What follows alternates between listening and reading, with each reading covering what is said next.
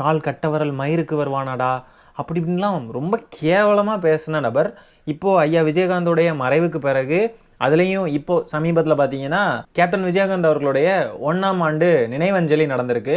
அதில் நம்ம சைமன் செபாஸ்டியன் பேசுகிறதையும் அவர் முன்னாடி பேசுனதையும் பார்ப்போமா? வாங்க பார்ப்போம். கேப்டன் என்று அழைக்கப்படுகிற ஒரு மதிப்புமிக்க மனிதராக உயர்ந்து பசியோடு இருக்கிற பாட்டாளி மக்கள் மீது அதிக பாசம் கொண்டிருந்தவர். என் போன்றவர்கள் அருகில் இருந்தே அதை நாங்கள் பார்த்தவர்கள். ஒரு காகித கப்பலை கூட ஓட்டுனதில்லை, கபடி அணிக்கு கூட கேப்டனா இருந்ததில்லை, கபடி டீமுக்கு கூட.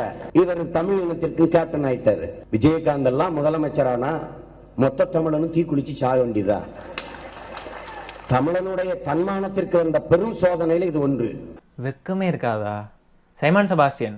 வெக்கமே இல்லையா? ஒரு மனுஷன் உயிரோடு இருக்கிறப்போ அவனை கேவலமாக விமர்சிச்சுட்டு இறந்ததுக்கு அப்புறமா அவர் பேரை சொல்லி